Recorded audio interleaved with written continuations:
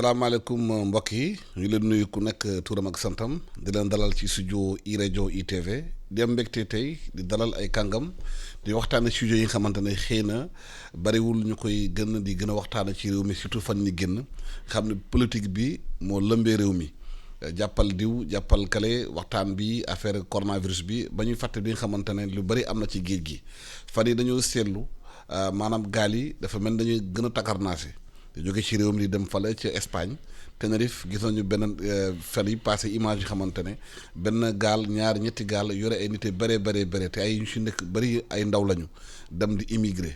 li waral fan yi yëpp loolu gën a jógaat lan moo tax boobu ba léegi Barça wala Barsak ba léegi dàqu ci réew yi li ko waral est-ce que politique développement yi ñu def ci réew mi pour xale yi am liggéey moom moo doxut lan lañ ci war a soppi lan lañ ci war a xoolaat lan la ñuy war a def surtout pour xale yi mën a toog seen réew daan seen i doole bañ a di maanaam di naxasaay ci géej bi di yàq seen dund famille yu bëri fii ci Sénégal am nañ ci ay jafe-jafe boo demee Thiaroye boo demee Mbour boo demee Casamance ba ci Gambie fii xale yi dañu bàyyi li ñu def yëpp di bëgg a génn bitim réew benn étude bi xaman IFAN def na ko nee na 75% xale yi nekk ci réewu Sénégal koo ci waxal rek dafa bëgg jóge réew mi génn li waral loolu tak moo tax ñu invité tey Pape Sène di éditorialiste liggéey Séné Plus ak kii di Maslo di maanaam directeur de l'Institut de leadership africain de développement ñu waxtaan réew mi li waral loolu Pape Sène nag dafa génne benn téere ci maanaam Séné Plus di waxaat nit ñi xëy na bàyyiwuñu guñu xel bu baax ci immigration bi xamante ne mu ngi am immigration irrégulière bi Pape Sène lan noo waral nga bind papier boobu moment bi nga xamante ne ñëpp a concentré wu ci mbirum coronavirus concentré wu ci mbirum maanaam xuloo bi am ci mbirum politique bi fii ci réew mi. Alsaan balaa ñoo tàmbali maa ngi lay nuyu di nuyu grand Mass bi ma bokkal jotaay bi di nuyu tamit mbokk yi auditeurs yi ñuy déglu yëpp. waaw man nag damay éditorialiste la Séné Plus damay def tamit ay chroniques chaque dimanche ma tuddee ko note de terrain. maanaam damay dugg ci dëkk bi di lu ma gis walla lu ma observé ma koy wax di ko bind di ko jàllale ci internet bi ci site bi tudd Séné Plus donc semaine bi ñu passé man dama gis ci internet yi ñu benn communiqué DIRPA mooy service information bu l'armée sénégalaise muy wax ne ay ndaw dañ leen jàpp ñu doon bëgg a def immigration li ñuy wax immigration clandestine ma gis ne semaine bee passé ak semaine yi yeneet yëpp débat public au Sénégal comme ni nga ko waxee dafa pauvroon trop lan la woon Ousmane Sonko wax na lii walla waxul lii lan la woon su ma doon def veille ci média yi nekk ci internet ndekki royal bu sëriñ bi def walla tere nañ Aïda Diallo mu def màggal loolu wax ma ne waruñu ko wax de mais bu fekkee dañu nekk ci réew moo xam ne ndaw yi dañu dem ba am li ñuy wax li tubaab bi di wax désenchantement maanaam bëggatuñ fi dara mu jaraleen sax ñu ñàkk seen bakken dama yaakaar ne loolu war nañ ko indiwaat au centre du débat donc ci sama chronique semaine dernière ma wax loolu ma ne lan moo tax 186 jeunes xëy ne dañuy dem Barça wala Barsax ma ciy càmbar nag ma ciy wax ne booy xool ci réew mi immigration clandestine ñaari réponse lañ ciy apporter dañu naan soit suñu dirigeants politiques yi suñu njiit yi ñoo deful seen liggéey. pauvreté bi moo ko waral parce que voilà pour suñu politique yi jaarul yoon boobu première réponse la beneen réponse bi mooy jeunes yi dañu irresponsable lan moo tax yenn saa yi ñu jël ay millions di ko fay ay passeurs pour dem Europe alors que mën nañ investir fii nii toog fii dund fi ma ne ñaari réponse yooyu doyul sama xel ndax tamit man sama jëmi boppa am naa ay xarit yoo xam ne tenté nañ immigration clandestine bi kenn ci ñoom ñàkkul waajuram ñàkkul doonul soutien de famille def na étude universitaire maanaam am na capital intellectuel am na tamit tuuti capital économique mais mu ne bëggul dara Sénégal day xëy dem mais loolu dañ ko war a interroger bu jeune Sénégal demee ba nga xam ne fii am nga doole am nga kàttan pour toog liggéey fi nga ne man bëggatuma fi dara c'est pas seulement la politique il y a une réponse politique certes mais aussi il y a une forme de fuite mooy désenchantement bi may wax maanaam dañuy daw parce que société bi ñu dëkk liñ fi bëgg ak ñoom seen indépendance morale ak intellectuelle ak seen liberté d'expression li ñu bëgg exprimer woo mënuñu ko am ci dëkk bi man dama jàpp loolu. donc loolu laa doon càmbar ci sama chronique bu dimanche bi. waaw Maslo yow da nga liggéey lu bëri ci mbirum développement ba nekk directeur institut leadership ak développement en Afrique li waral ndaw jékki-jékki naan bëggatul dara ci réewam dafay gàddaayu. jërëjëf Alsane lu doy waar la waaye itamit du lu bees lu yàgg la romb na sax fi nga xam ne bii ñu ngi koy yemale ci wàllu gëstu ndax bu fekkee dañu bëgg loolu ñu xam ko dëgg dañuy dem ci mamaati dana am ay jàngat foofu. waaye daal li ma la mën a wax ci gàttal mooy gannaaw bu ma la nuyu Pape Sène moom moo di ne gis nga xale yooyu ñuy wax étude boobu nga xam ne bii IFAN dañ koo def am na yeneen ñu def ko ca Europe man mii bokk naa ci boo xam ne ñu ngi ko waxee woon ca Hongrie ndax ñoom dañu bëggoon a comprendre am na bu ñu defoon ca Mali am na bu ñu def ci Gambie gii waaye gis nga problème bi benn la ñoom dañoo romb léegi affaire sax wut liggéey xale yi. dañoo romb sax fu am jàmm ndax fi ñuy jógee fu am jàmm la ñu jëm foo xam ne yenn saa yi sax amul jàmm maanaam dañoo dem ba gëmatuñ nañu nekkal xàmmeetuñ société bi ñu judd dem nañ ba nga xam ne bii ñoom beneen horizon la ñuy gis fii nekk gisatuñ ko waaw ndax bu njëkk ba dañ naan yaa ngi émigré yaa ngi wuti liggéey bu njëkk ba da nga naan yaa ngi dem Barça ndax da nga daan dem pour ci liggéey ndax xëy na fa nga nekk mën ngaa gis leneen lu gën a liggéey bokk na ci waxtu boo xam ne boo seetlee Afrique yëpp am na yaanu métier yoo xam ne bii foo ci dem ay sénégalais ñoo koy def bokk na ci tailleur bokk na ci affaire bijouterie waaye dañ ko daan def ndax ci stratégie la bokkoon gis nga tey jii bu demee Bakel dañ koy el di fàtte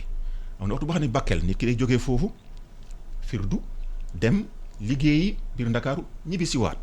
bassin arachidier daal ñibbi siwaat mujj ñooñu ñuy dem Europe ñooñu dañ daan dem pour ci li ñuy wax opportunité daan dem pour dellusiwaat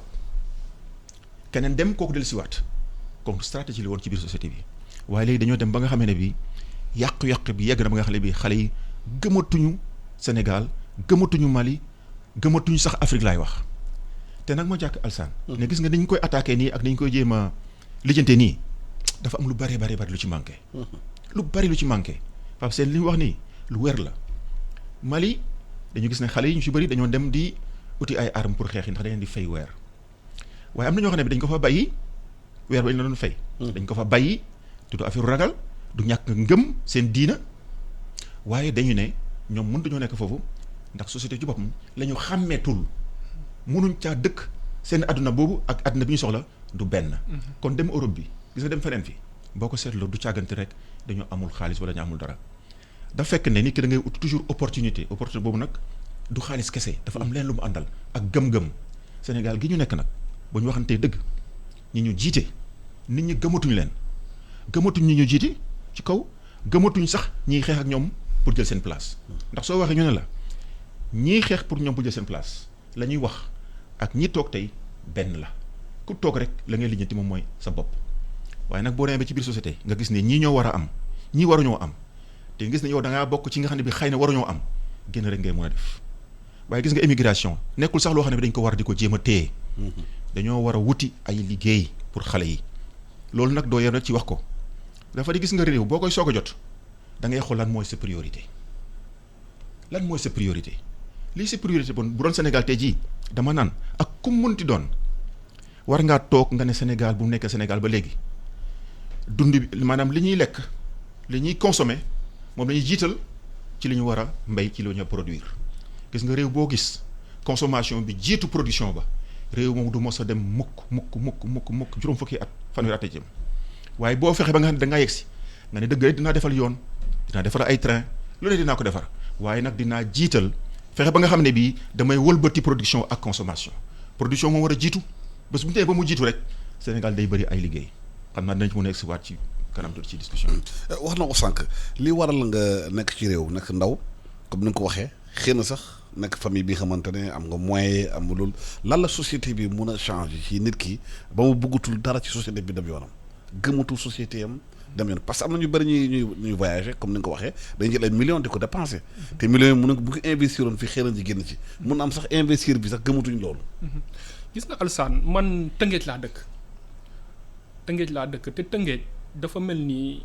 maa ngi sama cosaan la waa chaque week-end dama fay dem. genre laboratoire la.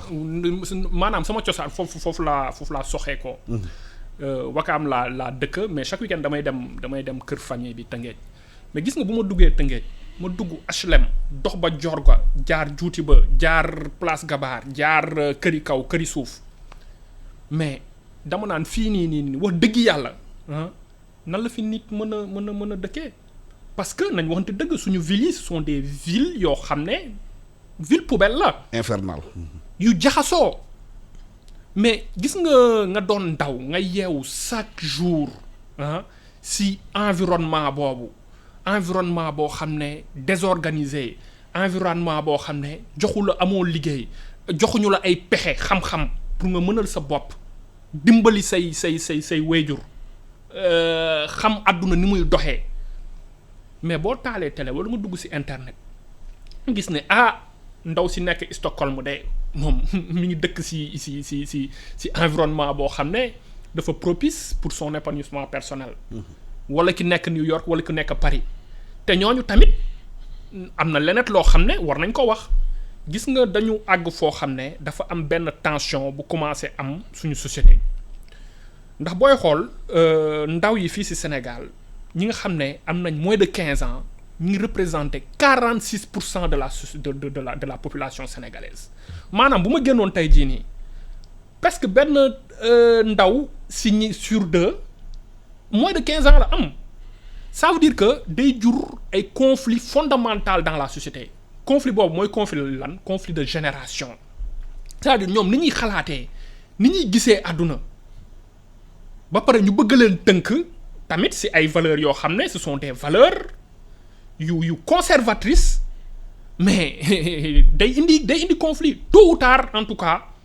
conflit boobu tension yooyu noonu dinañ jur lu tension bu gën a mag donc environnement boo nga xam ne propiceul ba pare yow nga doon ndaw tu peux pas sa dignité mënoo ko am mënoo exprimer wu librement nga nekk ci société boo xam ne gaa nag lu baax la mooy droit d'aînesse maanaam dañu respecter fii ay mag waaye tamit dañu war a jox gëdd ndaw ñi parce que ndaw ñi ñoo fi ëpp te buñ leen bàyyilul permettre ñoom ñuy exprimer wu librement rek mais tôt ou tard conflit bi ma lay wax boobu noonu ça va dégénérer si leneen donc loolu noonu yëpp nag mooy tax nga doon ndaw fii nii mais doo fi gis sa bopp li ma la wax sànq rek la daw gaa am na ñoo xam ne dañuy daw parce que ay soutien de famille lañu waaye am na ñoo xam ne tamit dañuy nekk société sénégalaise chaque jour ñu leen di wax ci sa noon la xoolal ci sa nawle xoolal mais loolu nit mënul dundee noonu abadan benn instant da ngay dem foo xam ne au moins yow di nga am sa indépendance individuelle te di nga am une certaine dignité loolu moo tax ñuy daw man loolu laa jàpp ne moo tax ñuy daw waaye am na tamit pauvreté tamit dina indi tamit nit di jóge gox dem beneen gox te li ko Mass waxee sànq tamit bëgg naa ko souligner mooy immigration dafa xam da doon loo xam ne lu normal la c'est naturel nit moom mënoo ko tënk rek ci benn nga ne ko fii ngay toog déedéet moom foog mu dem feneet gis lenet xam ñeneen donc mu doon tubaab bi mu doon asiatique bi mu doon américain bi mu doon africain bi ñoom ñëpp ci yam te sax am na leneen loo xam ne tamit war nañ ko wax mooy migration intra-africaine ça représente 80% quand même de la migration en Afrique ñun juguñu rek ne dañuy dem Europe ni ko tubaab yi jàppee dañuy dem tamit ñi ngi dem ba Djibouti man am naa sama xarit boo xam ne ay ndijaayam ñi ngi ba Djibouti di fa tëgg ay lam di fa liggéey am na ñeneen ñoo xam ne ñi ngi Congo ñoo xam ne ñi ngi Mali ñi ngi feneen tax feneen donc waaw loolu yëpp la waaw am na immigration boo xam ne pour dem uti ay opportunité la am na boo xam ne tamit te loolu je pense que léegi mooy bi gën a am doole mooy parce que les jeunes ils se sentent plus en état de vivre avec une pleine conscience avec leur dignité en étant libre de s'exprimer loolu tamit foog ñu wax ci conflit fondamental boobu noonu entre génération mi ngi yegg si. voilà mais est-ce que loolu dafa monter société sénégalaise léegi nu muy fonctionner ak ay maanaam règlement ak yooyu day fàtt nit ñi. ba nañuy bëgg extirper wu dem parce que dañu bu ñu gisee immigration clandestine am na waaye bu ñu xoolee aussi bu ñu aussi gëstoo am na Sénégalais yu bëri doon am seen liggéey am situation bu baax démissionné def immigration dem Canada toog fa. yu bëri yaa une filière bi xam ne Sénégalais yu bëri ñu nekkoon dans des instants liggéey am seen bonne situation mais ñu bàyyi lépp yóbbu seen njaboot yóbbu seen doom dem Canada toog li war a pousse nit ñi dem yooyu. mooy ñàkk ngëm bi rek dem ba xameetuloo société bi nga nekk comme ni ko Pape Sène waxee da ngay gis ne nit ñi gis nga réew boo demee ba nga xam ne bii dafa am ñoo xam dañu jàpp ne nit ñi yemale wuñ kenn fii léegi gis nga loolu mooy li gën a bon ci réew ni jàpp ne yemale wuñ ñëpp. boo demee ci yoon ñu jàpp ne dafa am yoon pour ñii ak beneen yoon pour ñële. nga dem ba nga gis ne yow ji boo demee taxaw na sax pour am ci alal réew mu dem liggéey ñoo delloowaat ko mu am ñu ko yelloo am ñu ko yelloowul gis nga ñett yi foo ko fekk ak ñàkk jàmm nit ñi dootuñ gëm boobu réew moom mooy indi nit ki dem ba fees nit ki nag bu demee ba fees dafa am réew yoo xam ne bi ñoom dañuy xeex waaye sénégalais boo seetloo u fait daf daan wax ne sénégalais yi c'est des apolloniens ñun danañ waxtaan dinañ xuloo dinañ kii nii waaye duñu yegg ci jàppante wala yu mel noonu la loolu mooy suñu culture su ko defee nit ki dafay dem ba fees del li ko des rek moom mooy dem dafay découragé li ngay wax nii bari na ñi ngi am salaire ñi ngi am lépp waaye bés bu ñu gisee bunt dañuy daal dem tey jii boo interroger yenn Sénégalais yi li ñu lay wax dafa wutee dafa méngoo ak Gambien bi li mu lay wax xale bi am ñu ci interroger li ñuy wax ci anglais dañu ne soo jógee pour dem mbëkk mi li ñuy wax backward maanaam pour dem ak lu munti xew mën nga cee faatu dañ ne mën nga cee faatu waaye boo toogee dee rek ngay def xam nga alsaan loolu boo ko xasee dégg ci ay xaleel dafa garaaw te boobu réew war nañu xoolaat seen bopp gis nga réew moom war nañu xalaat seen bopp man nag jàpp naa ne am na ñaari mbir yoo xam ne bi dafa important waaye li ñuy discuter migration yëpp au Sénégal danañ wax migration clandestine danañ wax beneen bi waaye ni ko Pape Sène waxee sànq migration moom du lu ñu xam ne bi dañ naan dañ koy fay boo xoolee projet européen yëpp gis nga li ñu dugal ci xaalis Sénégal dafa sax am nit ki da ngay am kersa pour wax ko ne Union européenne lii la ñuy jox pour xeex mbëkk mi Allemagne yi di ko def li ci projet tey jii kenn xamul nu mu toll. ak Frontex moom kay lu nekk rek. waaw espagnol yi sax da nga leen doon gis ñu jël seen avion yi. di tigi noonu la di aw suñu côte yi. ñeenti projet ngi nii yoo xam ne benn bi moom mooy tëj frontière pays européens yi te amuloon xam nga Union européenne ñu koy aaye waaye ñu ngi ko doon def. depuis 2016 ñu dem ba mu yàgg ñu def Frontex. ñu dem ba yàgg ñu boole ci leneen accord bi ñu defoon ak Turquie. ñu gis na léegi foofu léegi nit ñi jaaratuñu foofu nit ñaa ngi jaar ji feneen ñu changé waat. ñeenteel bi moom moo di dañoo indi ay projet fu nekk dugal fa xaalis bu bari ñeenti yëpp dafay lajj rawatina bu mujj bi xaalis bu bare ñu ne boo xeex lan pour xeex migration bi ñoo def ko ci ay mbéy ak noonu dëgg la gaa moom am na ci yoo xam ne bi mu ngi réussir waaye gis nga problème bu ñu ko bëggee lijjanti dëgg alsaan doo ko lijjanti rek waa Sénégal toog seen réew Nigéria toog seen réew keneen toog seen réew ñaari niveau rek lay mun a am Sénégal ci boppam ak réewu africain yëpp bokk instance moo jox la benn firnde gis nga bu réewu Afrique yëpp toogoon am na loo xam ne bi ñu ngi koy def dañ ko war a soril ñi ngi jéem dañu ne léegi africain dañu war a am benn passeport bi. xam nga le passeport symbolique là il existe waaye bu ñu dee ba mu lay ci Afrique ak bu ñu dee ba nga xam ne Pape Sène mii man mii ak képp ku nekk fii da nga bëgg a migrer da nga gis ne Afrique mooy li gën a yaatu ci àdduna. pour nga mun a migrer opportunité yi kon dootuloo génn li mu wax sànq am na gis nga boo jëlee migration yi diggante pays du sud ak beneen pays du sud moo ëpp ci migration yi kooku 37% la li mu wax lu am la. gis nga boo jëlee ñiy jógee ci réewu sud yi comme Sénégal jëm Europe kooku 35% la waaye dafa mel ni rek ñëpp ñu ngi jëm Europe du dëgg boo xoolee sax am na ñoo xam ne bii sax ñu ngi jógee Europe. di ñëw Afrique léegi. comme Portugal ñooñu nekk dañ tey jii 5% te ndax am 1% lañ kon xam nga fan lañ jëm fañ jëm mooy ñoom seen bopp sax façon ñàkk ba fa commencé di am. mu ngi leen di pousse ñuy génn Portugal. danañ ñëw Sénégal xamaguñ statistique yi. waaye dañ dem ba nga xam ne bii dana méngoo. dana yegg foo xam ne bii da nga gis ne ñii demandé passeport wala ñii demandé ay visa pour ñëw Afrique moo xam fi loolu fii la day el di yokk. kon migration yi nekk loo xam ne dañ naan dañ koy fay. dañ koy jéem a contenir kon benn africain ñoo war a dajaloo yëpp tëjji frontières yi yëpp nag. foofu la solution bi njëkk a nekkee. su ko defee la nga doon wuti Europe xam nga ne mën ko am Afrique du Sud. mën ko am feneen ak yooyu. ñaareel bi nag Sénégal seen bopp ñu xool léegi métiers yi ana façon métier yi nga xam ne bii dëgg dañ cee commencé ko liggéey bu doy. ndax man bu ma déggee Prodac dama naan baax na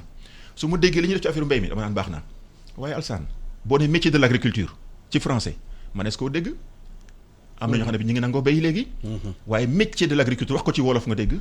ñun ci wàllu culture wolof ci wàllu Sénégal sax laay wax. moo xam tukulóor moo xam séeréer ñëpp laay wax génn ma ci kenn. boo ne métier agriculture mosuñ koo jàpp ko métier. loolu mooy fond bi. kon liggéey bi dafa des. gouvernement bi ak bu fi mu nekk rek man jàpp naa ne yaa ngi jéem waaye fañ ko war a yóbbooguñ ko fa dañ ko war a gëm encore une fois foofu la mbir mi nekk loolu la ñu war a def. tey jii boo xoolee xaalis bi ñu def ci yooyu noonu yëpp foofu la ñu war a indi changement bi te changement boobu moom moo amagul ji ma ko jàpp. waaw ndax da ngay gis ne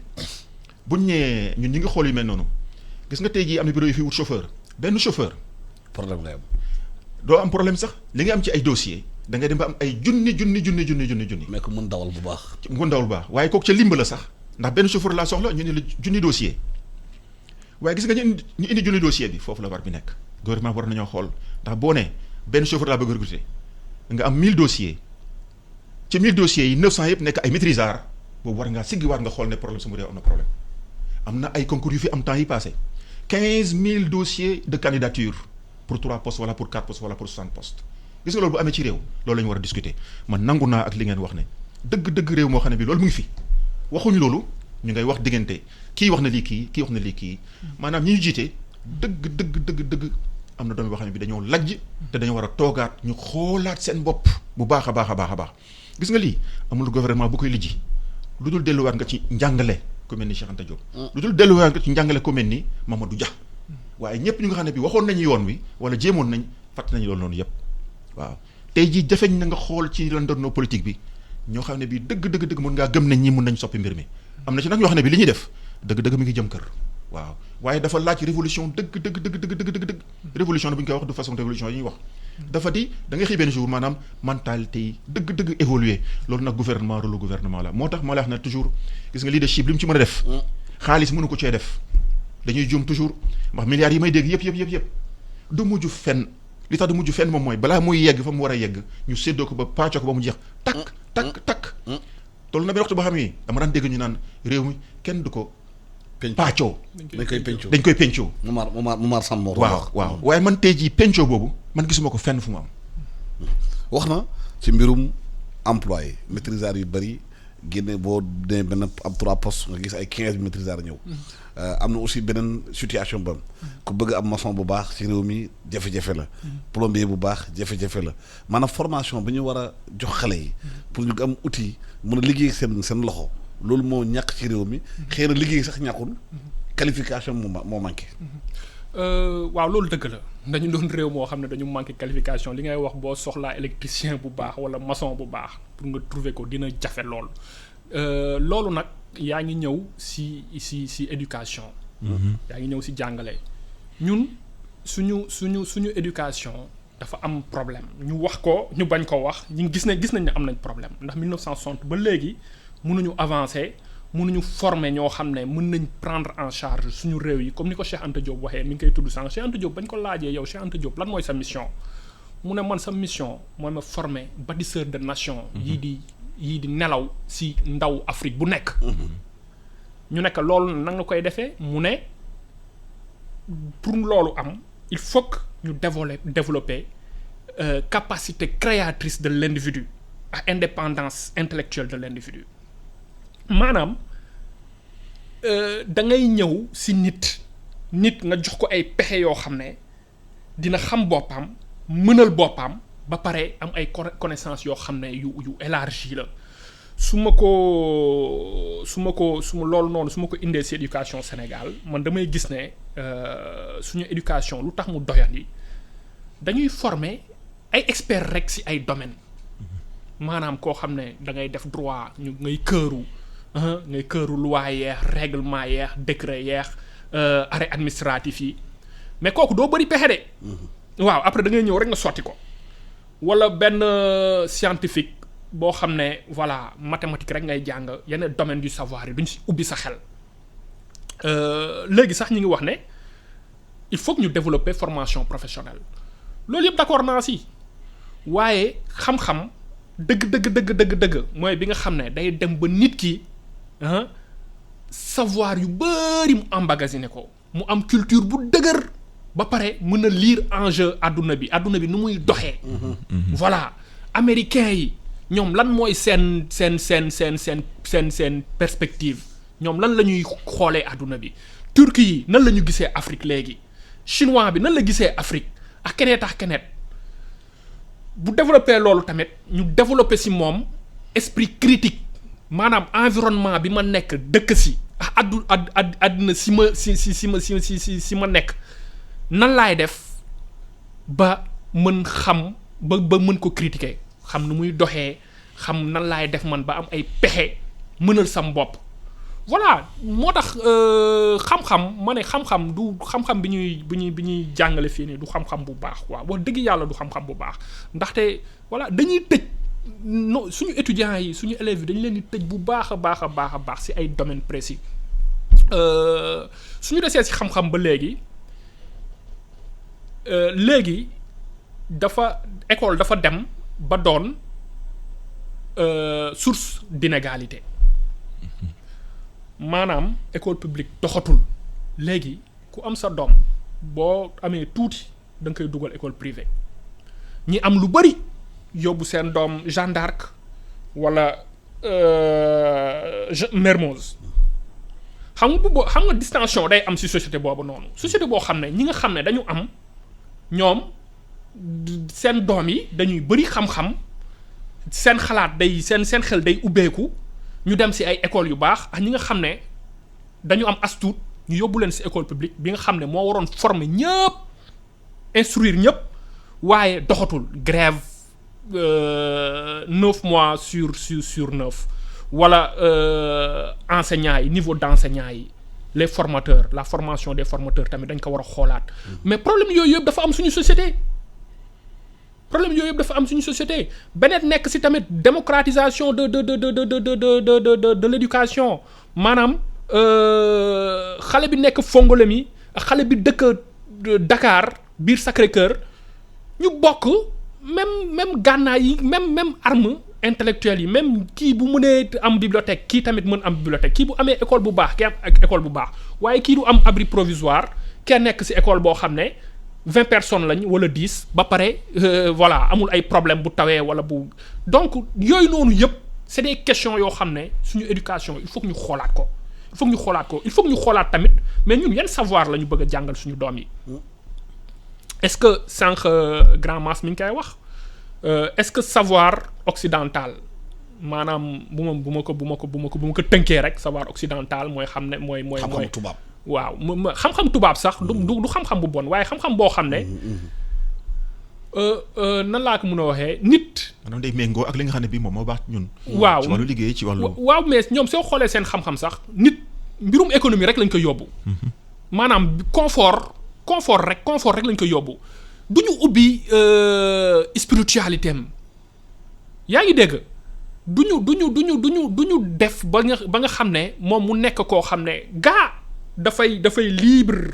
individuellement intellectuellement am dignité am mais tamit dafay xam lan mooy fraternité communautaire. yaa ngi dégg mu jàpp ci doxinu société bi mu bañ a tëju rek ñun est-ce que xam-xam boobu la ñu bëgg suñu doom yi am ko loolu tamit foog ñu xoolaat ko donc c'est des questions yoo xam ne moo war a nekk ci débat public bi. voilà mais loolu il faut moom leadership fort. gis nañu fan yi ci benn dëkk bu nekk Malawi président bi lu muy def foofu maanaam dafay def benn discours chaque semaine di wax population bi naka la liggéeyee moom naka la ñu gisee liggéeyam bi ñu ngi koy juger au cours de son mandat. c'est-à-dire que day ñëw rendre compte semaine bi bu ma defee lii ñëw def naa li la ngeen ci xalaat xam nga loolu xëy na dialogue boobu amee dina renforcer confiance population bi ci dirigeants yi. waaye fii suñu réew yi suñu dirigeants yi dañuy tëju rek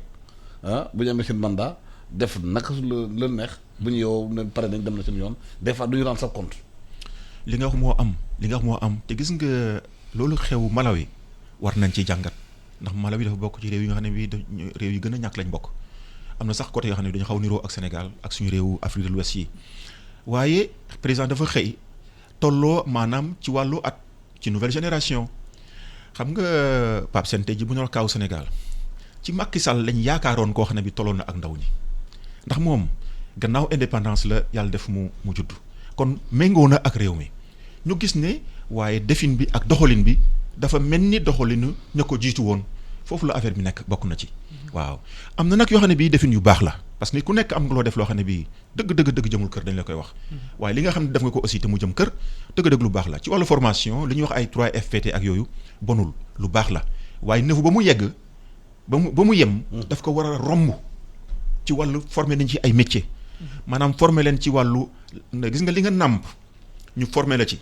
te ñu jàpp ne liggéey booy liggéey rek ci Sénégal liggéey boobu am na yoon am na filière am na diplôme am na ay kayit xam nga duñu la jàngal rek da ngay jàng français rek ñu war a mën a former war nañ laa mën a former ci li nga nàmp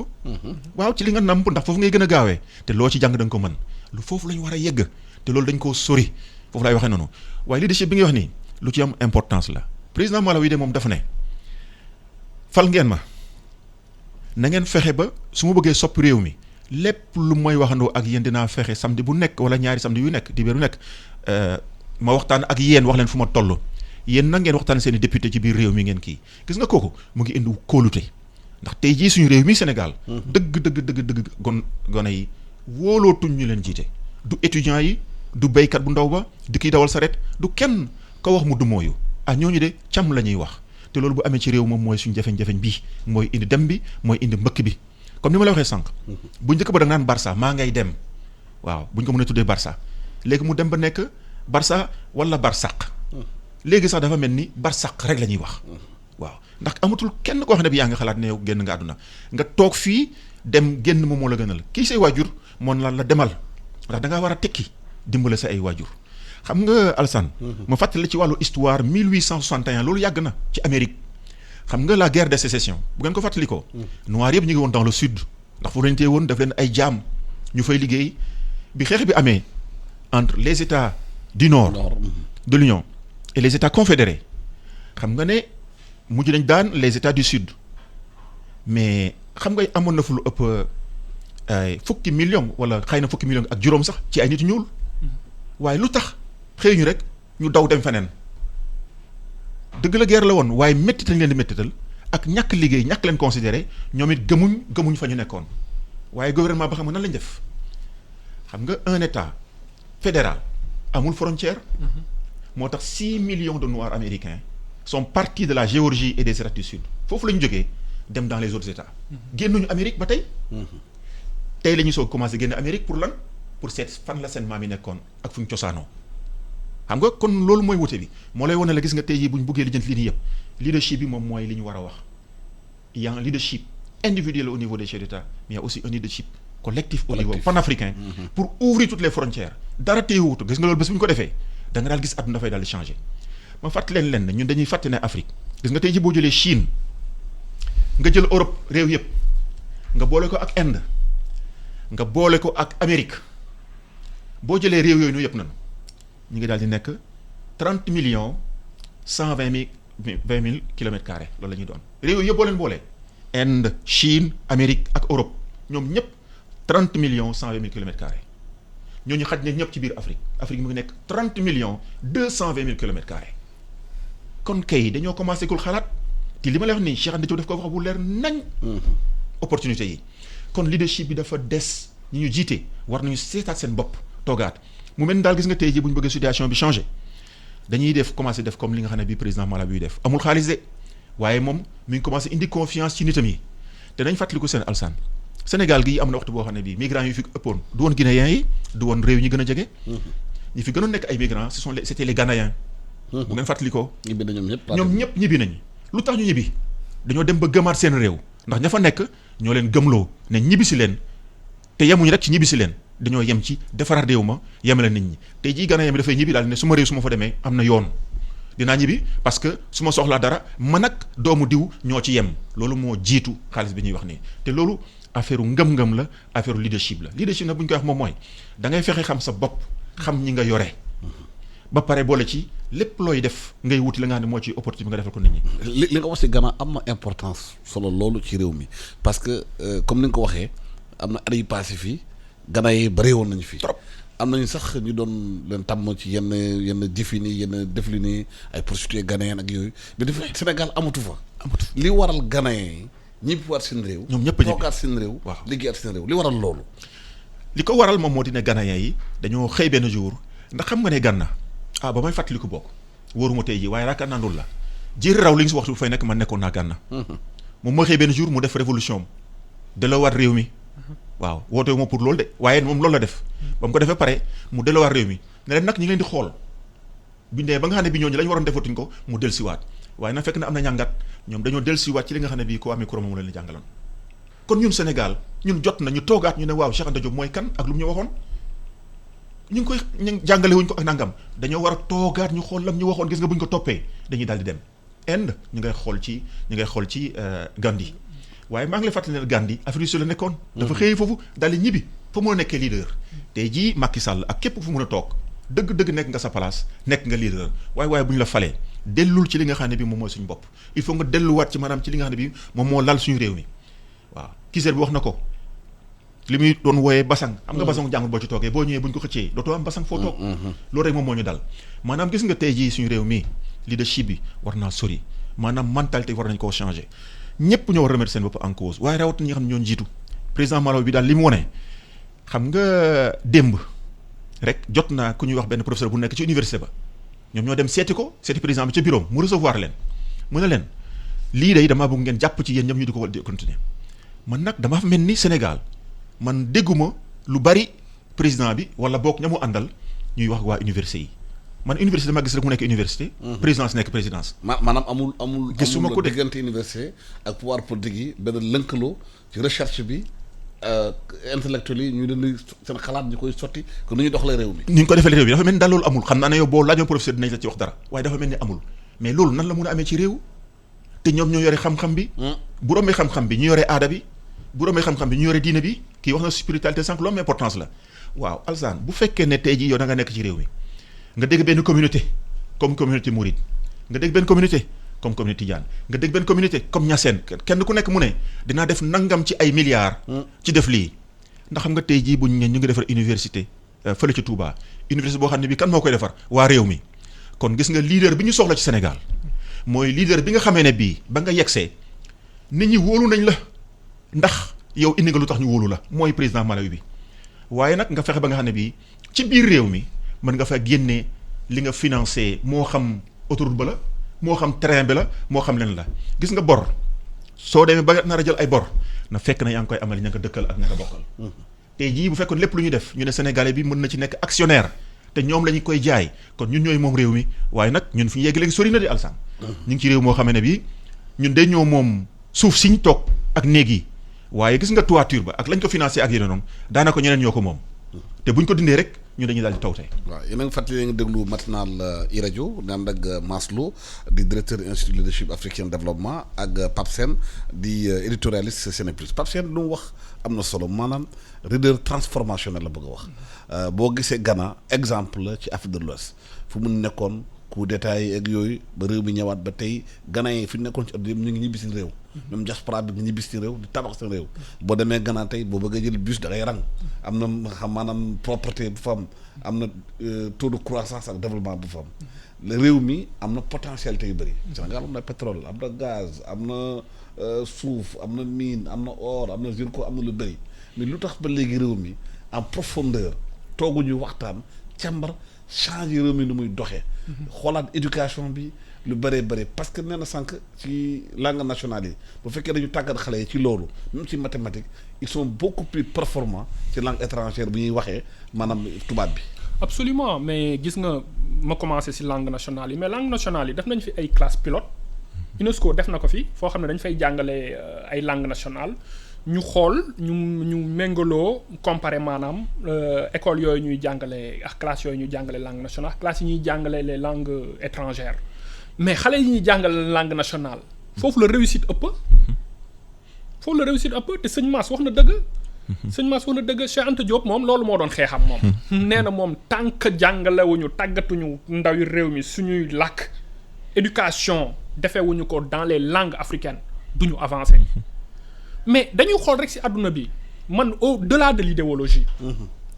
boo xoolee àddina si yëpp lenn ngay gis amul fenn fooy dem ba gis réew moo xam ne làkku keneen lay jël di ko jàngale ay doom loo xam nga loolu amul fenn lan moo tax ñun nag Afrique ñun ñu jàpp ne ñun mën nañ am essor bu fekkee dañuy jàngale ci français walla ci anglais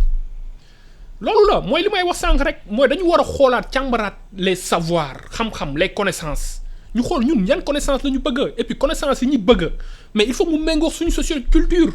maanaam suñu société ak suñu aada ak suñu cosaan loolu nag du tëju waaye mooy nit daa am si loo xam ne da ngay am base da ngay téye li nga moom gëm sa bopp nga doog a ubbeeku moom la Senghor tamit di wax xam nga Senghor loolu lay wax métissage am bi tamit c'était ça l'idée c'est-à-dire da ngay dëgër après nga dem xooli feneen am na leneen lu sëñ Mass wax te lu am solo la mooy leadership gis nga mais leadership rek mooy defar réew moo tax man dama gëm politique waxuma ne société civile wala société intellectuelle non c'est important il faut que si réew mi am ñoo xam ne tamit dañuy challenger les politiques il faut ñoo xam ne dañuy toog di xalaat di xool nan la ñuy doxee ndax nit ñi di critiquer ni société bi mel waaye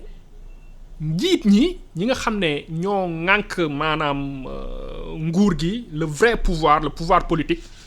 ñoom ñooy def société avancée wala société dellu ginnaaw. parce que exemple ñoo jël décision yi. ñoom ñoo jël décision yi te exemple bëri na ci àdduna si yëpp fépp foo dem foo xam ne avancé na. c'est parce que ay politique ñoo jug taxaw temm ne dañuy jëm kanam. jëlal Chine. loolu moo am. Mao Zedong. loolu moo am. léegi Xi Jinping. d'exemple nee na léegi Chine day ñëwaat nekk première puissance mondiale. d'exemple boo waxee que chat soit gris. soit noir l'essentiel qu'il attrape la souris. absolument nga dem États-Unis ñoom Washington ñoom Lincoln ñoom ñoo taxaw ne non on va aller vers là. dafay ci Afrique sax. nga dem Singapour. Thomas Sankara. Singapour dañu am njiit bu taxaw ne non ñun on va avancer. même Rwanda ñu avancer nga dem fanati nga dem France. ñu jugee ci guerre mondiale xeex bu metti mais général de Gaulle taxaw voilà avoir une idée de la France une France qui est forte qui est grande. mais suñu njiit yi tamit dañu war a am loolu noonu. surtout pied Afrique. il nous faut des leaders. il nous faut des élites éclairées. du mbirum xaalis de. ba pare ñu am fit tamit. dañuy am fit xam ne tey jii nii àdduna si ni muy doxee lu bari raw nañu. tey jii nii suñu société yi ñu ngi produire yoo xam ne tamit c'est un peu de l'obscurantisme mais dañ siy jugee même s'il faut une confrontation avec d'autres élites yoo xam ne ñoom ils veulent pas quitter suñu problème yi donc loolu mooy rôle leadership est central pour un pays il faut que ñu am ay jiit yoo xam ne voilà c'est des leaders éclairés loolu nag wax dëgg yàlla gisaguma ko fi nee na il faut leader bi am fit. il faut ñu am fit mais boo amee fit tamit il faut nga am peuple bi nga xamante ne mën nga sukkandiku ci peuple pour avancer parce que li dal Mamadou Dia. gis nañ ko. mu nga am fit jiitu di bëgg a avancer loo. ñi nga nekkat léegi ñoom. di la roox dal. di la ruumandaat. di la dóor di la tere aussi avancer. am na ci. ci suñu réew yi. suñu réew yi gis nga ña doon yàq. nga liggéeyal bitim réew. gis nga ña doon yàq diggante Senghor ak Mamadou Dia ñu ngi fi ba tey. ci wàllu jikko bu bon. ndax loolu moom mooy li am. ñoom daal seen liggéey moom mooy lenn réew mu yegsi ku yegsi ci réew mi ñu ne ca gannaaw di rumanaat ndax loolu la ñuy dundee gis nga loolu nag li ñu mën a ooyee maanaam tey jii bu ñu koon wax ci kii dañuy wax ne rek il faut que ñu xëy benn jour mu am ku ñëw rek daal di soppi loolu la ñuy wooyee révolution parce que Ahmad Aridien dafa doon ne dafa y a des gens qui sont les représentants de l'extérieur dans leur propre pays. ñu ngi loolu moo am fii tey jii bëri nañu fi liggéey ñoo xam ne bii bitim réew lañu fi toogal da ngay bëgg def benn entreprise sax ñoom loolu la ñuy def ba nga xam ni dafa daal bëgg yóbbu xaalisam. sëñ Mass foofu rek nga baal ma dagg la fa tuuti. mais gis nga li muy wax dafa am importance en fait mais moom la ñuy wax néocolonialisme. et pour man c'est aussi simple que ça nos pays ñaari mamel maanaam ñaari nan laa ko mun a waxee ñaari problème yi ñu am mooy néocolonialisme impérialisme ak obscurantisme. ñaar yooyu noonu la ñu war a xool nag nan la ñuy desserrer étau bi. askan bi noyyi mën a dund loolu nag c'est un travail boo xam ne c'est un travail qui est sacrificiel. il faut que ñii di xalaat di xeltu ñu siy wax. il faut que tamit njiit politique yi di am fit di dugg si yenn yi di siy wax. c'est aussi simple que ça ndax booy xool man bu may wax obscur mais tey jii xool la rek suñu réew yi ani borom xam-xam yi fan lañ leen di déggatuñ leen si télé yi déggatuñ leen si rajo yi. ñi ngi daw sax. man gis nga waxuma ne liberté de voyage warul am de partir mais tey jii ani Felwine Sarr par exemple Felwine Sarr si les conditions étaient réunies on peut se poser la question est-ce qu'il serait resté ou pas mais à mon avis oui il serait resté mais les conditions ne sont pas réunies si dëkk bii nii pour di xalaat. waaw loolu mooy li am gis nga pour yegg li ma dox sànq. gis nga Alsaan gis nga bu ñuy jàngale nii yore ay étudiants ñu am maîtrise ak ñu leen jàngal affaire leadership dañ leen di wax ne indiwuñu leen affaire xam-xam ni ñuy def rek lay mbiri excellent leen indil am ngeen xam-xam ba pare waaye yéen ay kan lu ngeen doon ak lu ngeen bëgg. toll na temps Pape Sène dañuy wax moom sa réew gëm sa réew. ak moom sa réew slogan la woon waaye lépp mu ngi ci biir foofu moom sa réew gëm sa bopp moom sa réew. gis nga tey jii nii bu ñu jàngalee dama leen di laaj yenn saa yi maanaam leen ñu jox ñu firnde li ñuy ooyee prédateur. comme exemple boo leen bëggee jàngal leadership dafa am fooy jaaree doo xëy rek nga ne leadership mooy lii gis nga exercice bu saa yi ñu koy def am na lu ma ci jaaxal da nga jël classe boo xam ne 50 nga laaj leen boobu laaj ñu wax la prédateur parfait prédateur parfait moom mooy rab boo xam ne bii day lekk moroomam comme gaynde c'est un prédateur parfait ours wala jasit day lekk maanaam beneen mala waaw mais gis nga lu bari boo posé question boobu ñenn ñi duñu xam lan mooy prédateur dañ koy fàtte mais ñenn ñi ay turu politicien lañ lay jox lii ci réewu Afrique ñu ko jàngale ay turu politicien lañ lay jox rawatina Sénégal ay turu politicien lañ bind man na leen waaw prédateur bu ñu koy seet kay xanaa ci raman lañ ko war a seet ñenn ñu ne ñu waaw prédateur moom mooy lan ma fàttali leen ko waaye ñenn dañ ne ñun gëm nañ ne prédateur yi moom mooy suñu homme politique yi ñu jiite kon xam nga ne mbir mi sori na ci seen xalaat bëri na seen xel gëmatuñ leen li ñu fi wax boobu léegi loolu la yaa ngi dégg ñaareel bi muy Alassane boo seetlu tey àdduna bi du mu bindoo xam nga Covid bi il faut vraiment être cynique pour penser que am na ci lu baax waaye Edgar Morin daf ñoo jàngal mu ne ak lu munti xew ci àdduna lu munti xew am na la ca baax am na la ca safaan kon Covid bi li mu indi ci lu bon bari na waaye nag am na lu baax lu ñu jàngal li mu jàngal mooy tey jii képp ku nekk Afrique nga jiite réew wala nga jiite leneen bu fekkoon da nga amoon looy rus diggante yeneen président yi ci àdduna bi bu fekkoon ne am nga loo xam ne da nga ko doon ragal tey jii ragal bu war na mën a jeex ndax ñoom ñëpp nërmeelu nañu réew yëpp nërmeelu nañu leadership nag foofu lañ koy waxee te ñu bàyyi ak sa bopp gis nga moo nga biti nga war a téye sa bopp nga téye sa bopp moo nga biti daf ñu jàngal ne ci li mu bind ne waxtu wi jot na nga jël sa loxo nga fëgg ci taabal ji nga wax ne man aussi damaa bëgg a exister damaa bëgg a am li ñu naan Black Lives Matters ci Amérique fii la war a njëkk a jiite Afrique Lives Matters